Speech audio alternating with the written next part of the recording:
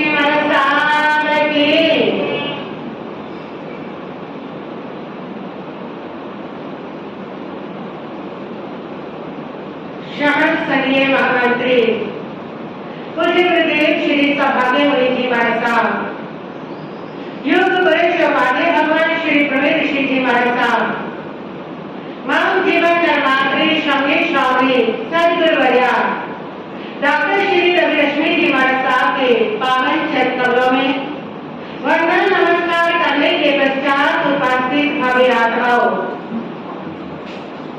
सुन रहे हैं आप परम पिता परमात्मा प्रभु महावीर ने पुण्य के ऐसे 2 बीज बताए हैं जिनको बोले से सद्भाग्य का महावृक्ष के ऊपर सुख शांति समृद्धि के महाफल लगते हैं। जहाँ प्रभु से पूछा कि प्रभु कौन से वो 9 बीज है जिनको बोले से सद्भाग्य पर सुख शांति के फल लगते हैं, तो परम पिता परमात्मा प्रभु महावीर ने कहा, ना विहे बनाते अन्न पुनः पान पुनः लयन पुनः शयन पुनः वस्त्र पुनः मान पुण्य वचन पुण्य काया पुण्य नमस्कार पुण्य। उन्होंने कहा कि वो 9 बीज है, अन्न पुण्य पानी पुण्य लयन पुण्य शयन पुण्य वस्त्र पुण्य मन का पुण्य वचन पुण्य काया पुण्य और नमस्कार पुण्य। ये 9 प्रकार के बीज हैं जिनको बोले से सुख के शांति के समृद्धि के सफलता के महान फल खाने को मिला करते हैं। इनमें पहला जो पुण्य का बीज है वो है अन्न पुण्य। साधु संतों को जरूरतमंद को भूख से तड़प रहे ऐसे गरीब लोगों को भोजन की सेवा देने से ऐसा बीज पुण्य का बोया जाता है जो आपकी सुख शांति समृद्धि का आधार बनता है। ये पहला पुण्य है जिसको कल आपने विस्तार से सुन लिया। आज हम दूसरे पुण्य की बात कर रहे हैं। वह दूसरा पुण्य है पान पुण्य।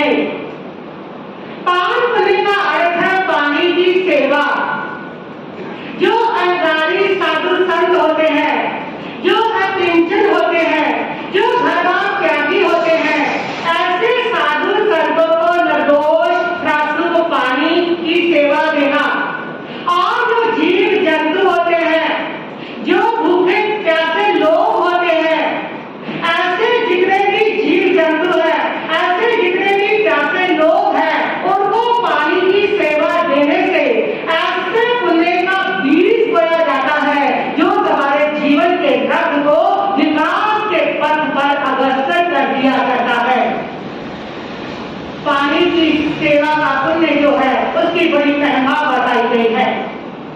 पानी जीवन रक्षक है। पानी से तुम्हारे प्राणों की रक्षा होती है। पानी से जीव जंतु के प्राणों की रक्षा होती है। पानी से ही पेड़ पौधों की रक्षा होती है। पानी से ही धरती का अस्तित्व बना रहता है। पानी के बिना तुम्हारा जीवन संभव नहीं। वहां पर पशु पक्षी का जीवन भी संभव नहीं और पेड़ पौधों का जीवन भी संभव नहीं और धरती का अस्तित्व भी खतरे में पड़ जाया करता है। इस धरती के ऊपर 3/4 भाग पानी है। उसकी वजह से इस धरती का अस्तित्व है। अगर वो पानी ना हो तो ये धरती आग का गोला बन जाए। इसलिए तुम्हारा जीवन जो है वो भी पानी की वजह से टिका हुआ है। तुम्हारे शरीर की बात करें तो 70% तुम्हारे शरीर में पानी है, जिसकी बदौलत तुम्हारा जीवन चल रहा है। उसमें 1% पानी जब कम हो जाता है शरीर में तो तुम्हें भयंकर प्यास लगती है। तुम्हारी बॉडी पानी की डिमांड करती है। 5% पानी जब कम होता है शरीर में तो स्टैमिना वीक हो जाता है, शरीर थक कर जाता है, हाथ पांव कांपने लग जाते हैं। 10% पानी जब तुम्हारे शरीर में कम हो जाता है तो उस समय तुम्हें धुंधला दिखाई देने लग जाता है और बेहोशी आने लगती है। 20% पानी अगर बॉडी में कम हो जाए तो इंसान की मृत्यु हो जाती है। ये साइंस कह रही है। यानी कि तुम्हारे जीवन का जो आधार है, तुम्हारे शरीर का जो आधार है वो भी क्या है? पानी है। पानी पर ही शरीर और जीवन निर्भर है। बिना खाए तो फिर भी कुछ महीने जी सकते हैं, लेकिन बिना पानी के कुछ महीनों तक नहीं जिया जा सकता है। कहते हैं कि सदीर और सिंधु नगर के देश में भगवान महावीर स्वामी विहार कर रहे थे और उदाई राजे को वो प्रतिबोध देने के लिए जा रहे थे। रास्ते में ऐसा एरिया आता है यहाँ पर साफ पानी उपलब्ध नहीं होता।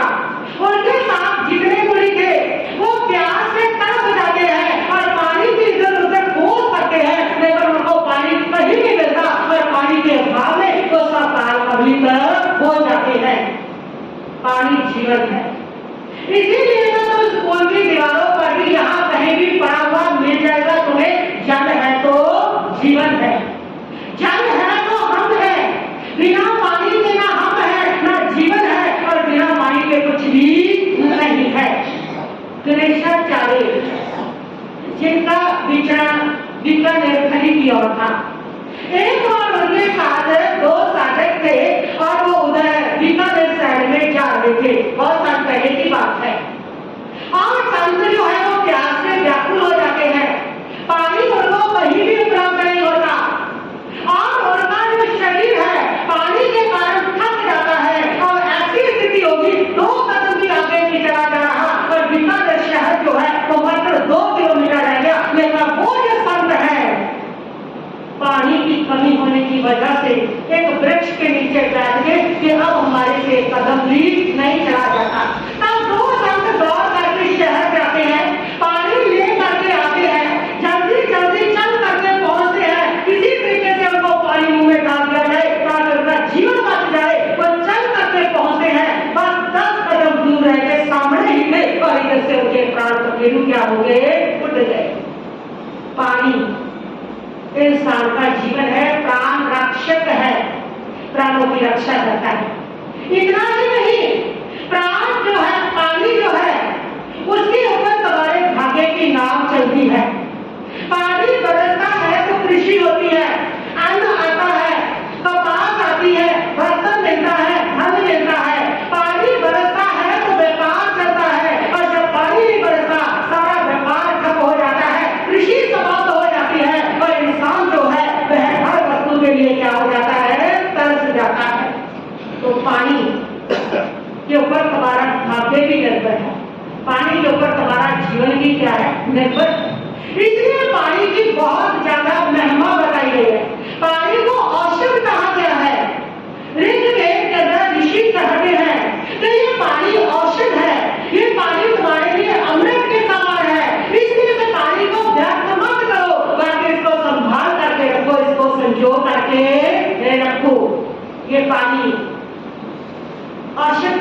काम करता है। कहते हैं कि सुबह खाट से उठ के तुरंत पीवे पानी, जागर दगना जागे ये घाघ की पानी। घाघ एक बहुत बड़ा आयुर्वेदिक का व्यक्त हुआ है। वो ये बताता है कि सुबह खाली पेट उठ करके जो व्यक्ति 1 लीटर पानी पी लेता है उसके 100 प्रकार के जो रोग है वो क्या हो जाते हैं, समाप्त हो जाते हैं। उसके पेट के रोग कभी भी रहते नहीं है।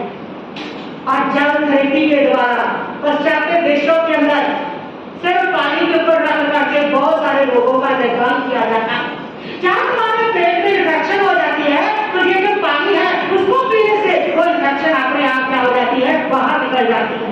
बॉडी में जितने जहरीले तत्व बनते हैं, टॉक्सिन बनते हैं, वो सभी पानी पीने से क्या हो जाते हैं, बाहर निकल जाया करते हैं।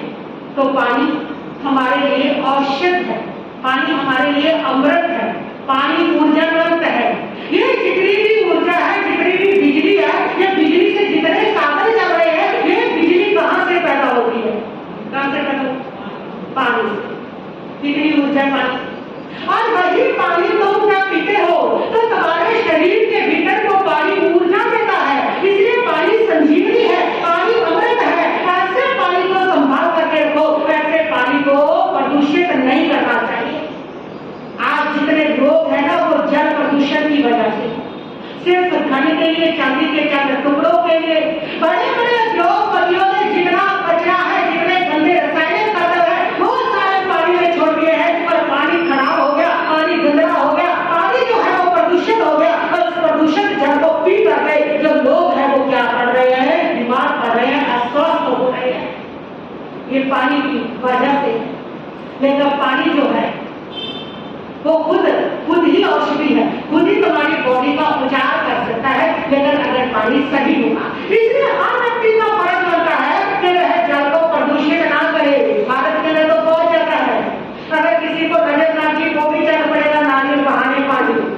अगर किसी को कोई तकलीफ होगी, वो कोला बह रहा है, पानी में डाल रहा है, कोई कुछ कर रहा है, कोई कुछ कर रहा है, पानी को प्रदूषित करते चले जा रहे हैं। अरे तुम्हारे भाग्य में जो लिखा है वही तुम्हें लेना है। और पानी में डाल करके जीवों की हिंसा करके कौन सा तुम्हारा पुण्य बढ़ेगा, कौन से तुम्हारे संकट दूर होंगे, कौन से तुम्हारे कष्ट दूर होंगे, क्या तुम्हें नहीं पता पानी में कितने सूक्ष्म जीव है। और जैसे तुम उसमें अपनी वस्तुएं डालते हो वो बेचारे तड़प तड़प करके मर जाते हैं।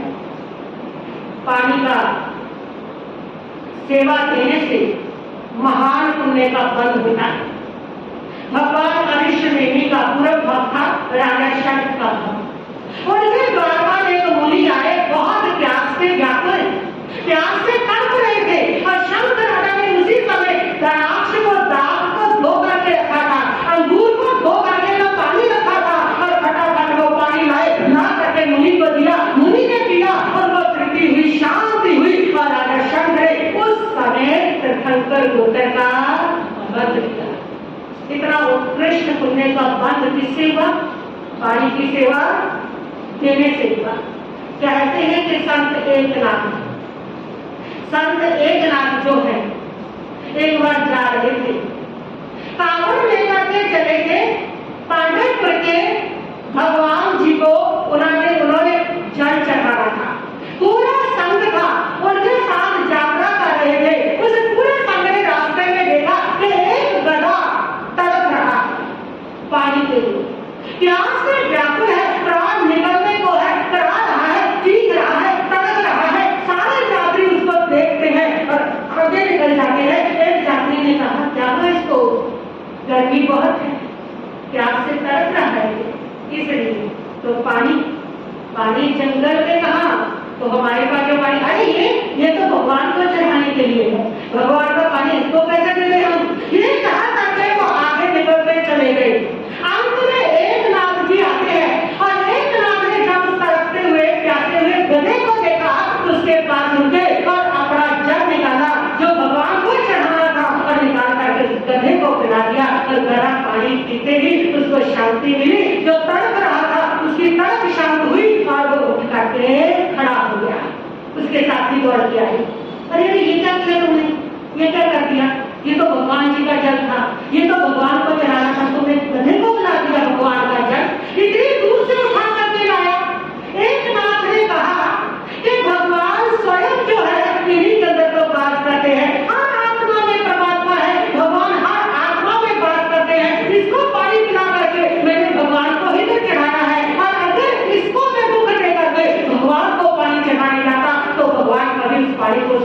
प्यार नहीं करते थे।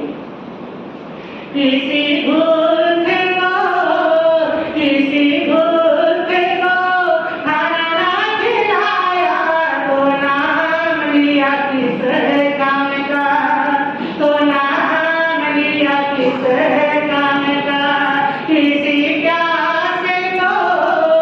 किसी प्यासे को पानी ना पिलाया तो नाम लिया किस काम का, तो नाम लिया किस काम का।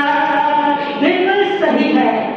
किसी प्यासे को पानी अगर नहीं पिलाते हो, चाहे कितनी धर्म क्रिया करो, वो धर्म क्रिया कभी भी सार्थक नहीं हुआ करती है। सबसे पहले सबसे बड़ी बात है किसी के दुख को दूर करना, किसी की पीड़ा को दूर करना, किसी को जीवन दान देना, ये सबसे बड़ा धर्म है। सबसे बड़ा धर्म है हमारा अपनी मानवता को जागृत करना। सबसे बड़ा धर्म है संवेदनशीलता। जिस व्यक्ति में संवेदना ही नहीं, वो इंसान नहीं हुआ करता, वो पत्थर हुआ करता है। और ऐसे इंसान की हुई सारी जो धर्म क्रिया है वो अभी के समान व्यक्त हुआ करती है, बेकार हुआ करती है। संवेदनहीनता तो अभी का लक्षण है, पुण्यवान का लक्षण, कर्महार जी का लक्षण और अनुकर्मी जीव का जो लक्षण है वो तो क्या है? संवेदनशीलता है। कोई जीव तड़प रहा है और तुम अपने रक्तों में खत्म को लेकर बैठे हो। कोई जीव तड़प रहा है तो पानी के जीवों की दया को लेकर बैठे हो। ये कैसे संभव हो सकता है? तो पुण्य दो प्रकार से बांटते हैं। हाँ, पहले बांटते हैं किसी प्यासे की प्यास को शांत करके, किसी को जीवन दान दे करके, किसी का दर्द, किसी की तड़प को दूर करके, किसी की जरूरत को पूरी करके और उसके प्राणों को शांति दे करके और पानी की सेवा दे करके। पहले प्रकार से हम क्या मानते हैं? पुण्य मानते हैं। तनाव को खुदवाने में पाप है, इसमें कोई दो राय नहीं है। लेकिन तनाव को सुखवाने में भी क्या है? पाप है। तो फिर किसको जोड़े किसको करे? किसको जोड़े किसको करे? तनाव को आप यदि खुदवाते हो, उसमें पानी भरता है, तो उसके पीछे आपको लक्ष्य को देखना पड़ेगा। अगर आपका लक्ष्य सुंदर है तो आपको पाप कम है और पुण्य क्या है? ज्यादा है। तनाव खुदवाने में आपका लक्ष्य है जीव दया, आपका लक्ष्य है जीव रक्षा। आपने तनाव खुदवाया, पानी भरा, हजारों जीव, लाखों जीव उस पानी को पी करके और अपने जीवन को जीवंत कर रहे हैं, शांति प्राप्त कर रहे हैं। इसलिए उसके पाप कम है और पुण्य क्या है? ज्यादा है। और यदि तनाव को सुखवाते हैं उसमें पाप ही है, क्योंकि उसमें और कोई भी जो जीव है, कितने मछली, कितने जीव है, वो सबका जीवन समाप्त हो जाता है। जैसे आप तलाब का पानी सुखवा देते हो, सारे जीव मरते ही मरते हैं। उसके पीछे किसी जीव को जीवन दान देने का कोई लक्ष्य तो है ही नहीं। इसलिए पुराने जमाने में श्रावक लोग बावड़िया बनवाते थे, तालाब बनवाते थे, प्याऊ लगवाते थे, लाल बनवाते थे। पाप पुण्य का क्या करते थे? पानी की सेवा करते थे। उसमें क्या है? पुण्य ज्यादा है, क्योंकि उसके पीछे बचेंद्रिय जीवों की, बड़े बड़े जीवों की जीव रक्षा की क्या रही हुई है? भावना रही हुई है। उसके पीछे उनकी संवेदना है, उसके पीछे उनकी करुणा है, उसके पीछे उनका अपने जैसे अनुभूति है। पर परमात्मा प्रभु महावीर इसीलिए कहते हैं कि जैसे तुम सुख दुख को महसूस करते हो ना, ऐसे सभी प्राणी भी सुख दुख को क्या करते हैं? महसूस करते हैं। उनकी सेवा करना तुम्हारा क्या है? परम धर्म है, तुम्हारी पहली सेवा है। तो पहला पुण्य इस प्रकार हम मानते हैं, सेवा करते हैं। और दूसरा पुण्य हम मानते हैं पानी के जीवों की रक्षा करते। पानी के जीवों, पानी के अंदर इतने जीव है परमात्मा ने बताए। एक बूंद पानी में अनंत जीव है। पर आज साइंटिस्ट ने माइक्रोस्कोपी लगा के देखी है, रिपोर्ट दी है। उन्होंने बताया एक बूंद पानी में 3,64,050 जीव देख करके बताए।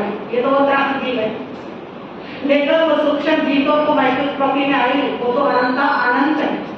इतने एक बूंद पानी में जीव है। और जब आप पानी को व्यर्थ बहाते हो, जब आप पानी के ऊपर दया नहीं करते हो, इतने सारे जो जीव है वो सारे मरते हैं, जीवन गवाते हैं, तकलीफ पाते हैं, पीड़ा पाते हैं। और प्रभु कहते हैं उनकी पीड़ा बिल्कुल वैसी है जैसी तुम्हारी पीड़ा है, जैसा तुम्हें तकलीफ होती है बिल्कुल वैसी होती है। इसलिए दूसरा पुण्य है कि पानी को आवश्यकता से ज्यादा मत व्यर्थ करो। जितनी तुम्हारी आवश्यकता है उतना करना तुम्हें आया है, उसमें अल्प पुण्य है। और आवश्यकता से ज्यादा अगर तुम डोलते हो तो वो तुम्हें क्या है, महापाप है। उसमें अल्प पाप है, अल्प पुण्य नहीं। आवश्यकता के अनुसार अगर तुम करते हो तो वो अल्प पुण्य है, और आवश्यकता से ज्यादा अगर तुम डोलते हो वो अल्प भी हो, महापाप है। उसमें अल्प पाप, आवश्यकता के अनुसार तुम्हें 1 लोटा पानी की जरूरत है, तुमने डोला, उसमें अल्प पाप है। और तुमने 1 लोटे से ज्यादा 2 लोटे डोले तो वो महापाप है। व्यर्थ करना किसी के जीवन को, किसी की तकलीफ को व्यर्थ कर देना। तो इसलिए परमात्मा ने बताया कि आप पानी को कम से कम यूज करें, उन जीवों के ऊपर दया करें, करुणा करें, पीड़ा, उनकी पीड़ा को समझें। और जो उन पर दया करते हैं, प्रकृति भी उन पर दया करती है। जो उनको व्यक्त करता है उनके जीवन को मिटाता है, और कर्म भी उसके जीवन को क्या कर देते हैं, मिटा दिया करते हैं। और दूसरा, आज भी जो लोग हैं, आज की जो साइंस है वो भी कर रही है कि सेव वाटर, पानी को बचाओ, क्योंकि आज इतना ज्यादा पानी को व्यर्थ किया जा रहा है, इतना ज्यादा पानी को डोला जा रहा है कि आप देखो तो सही किस प्रकार। और वैसे देखिए साइंस कर रही है, अगर इसी प्रकार पानी का व्यर्थ प्रयोग करते रहे, पानी को वेस्ट करते रहे, तो आने वाले समय में पानी का संकट सामने खड़ा है। और ऐसा संकट होगा कि आने वाले समय में पानी के लिए मार काट शुरू हो जाएगी। ये आज साइंस चेतावनी दे रहा है। साइंस कह रहा है संभल जाओ, समझ जाओ, पानी को सेव करो, पानी को वेस्ट मत करो, जितनी आवश्यकता उतना चाहो इसका प्रयोग करो। नहीं तो आने वाले समय में जो युद्ध होगा ना, आज तक जितने युद्ध हुए वो धन के कारण हुए, वो जमीन के कारण हुए, लेकिन अब जो युद्ध होगा वो सिर्फ और सिर्फ किसके लिए होगा, पानी के लिए होगा। अभी देखो अफ्रीका का केप टाउन देश, केप टाउन शहर जो है 3 साल से सूखे में चल रहा है, और ऐसी पानी की हाहाकार मची है कि वहां की सरकार ने वहां के लोगों को बोल दिया है कि 50 लीटर से ज्यादा कोई व्यक्ति पानी का प्रयोग नहीं कर सकता। और उन्होंने 75% घरों का बिजली काट दी है। 10 लाख लोगों को बिजली की सप्लाई, पानी की सप्लाई नहीं हो रही। उन्होंने 200 ऐसे जल के पाइप लगाए हैं, यहाँ पर नहर लगा करके पानी लेंगे लोग, और 25 लीटर पानी ही उनको क्या होगा, मिलेगा। वहां की सरकार समझा रही है हमको कि पानी खत्म हो गया है, बस थोड़ा पानी बचा है। अभी प्रयास चल रहे हैं, समुद्र के पानी की सफाई कर रहे हैं, नल के पानी की सफाई कर रहे हैं, गंदे नाले के पानी की सफाई कर रहे हैं, और लोगों को बताया जा रहा है। और लोग उबर गए अभी तो उससे, क्योंकि लोगों ने पानी को बचाना शुरू किया। वहां की सरकार ने कहा हफ्ते में सिर्फ 1 बार ही स्नान कर सकते हो, और अगर कोई पानी को डोलता हुआ, व्यर्थ करता हुआ, 2 बार स्नान करता हुआ पकड़ा गया तो उसके ऊपर जुर्माना। ये अभी स्थिति आ गई। हाथ समझ ले, उस अफ्रीका के केप टाउन को देख के समझ ले कि अगर इसी प्रकार पानी को व्यर्थ करते चले गए ना तो ये स्थिति तुम्हारे सामने भी आएगी। जो भी 2-2 टाइम नहा रहे हो, पानी को व्यर्थ कमा रहे हो, तो ये स्थिति आएगी कि सरकार कहेगी कि हफ्ते में से महीने में 1 ही बार क्या करना, नहाए, अन्यथा जुर्माना लगेगा। और तब क्या करोगे? अभी धर्म के लिए तो अगर नहीं छोड़ा जाता, धर्म के लिए, दया के लिए तो नहीं छोड़ सकते हम, किसी के जीवन के सुख के लिए तो हम अपनी सुविधा नहीं छोड़ सकते। लेकिन जब संकट पड़ेगा उस समय जब सरकार इसको करेगी, जब प्रकृति तुम्हारे से छीनेगी, तब कैसे करोगे? अभी तो करोगे ना, अभी तो करोगे। अच्छा है ना, अभी पानी की मर्यादा शुरू करो, पानी को बचाना शुरू करो। आप लोग ब्रश करते हो, नल को छोड़ देते हो, 3 मिनट तक नल चलता है तो आपका 12 लीटर पानी बह जाता है। गिलास लो, उसमें पानी भरो, उससे करो ना। और आप हाथ धो रहे हो, 1 कप पानी भर के रखो, उससे दो, सीधा नल छोड़ देते हो, कितना पानी बह जाता है। बर्तन धोती है ना बहन, नल छोड़ देगी और उनकी बाइयां बर्तन धोती रहेगी, और कितना पानी जो है उसमें 20 लीटर पानी बह जाता है कम से कम।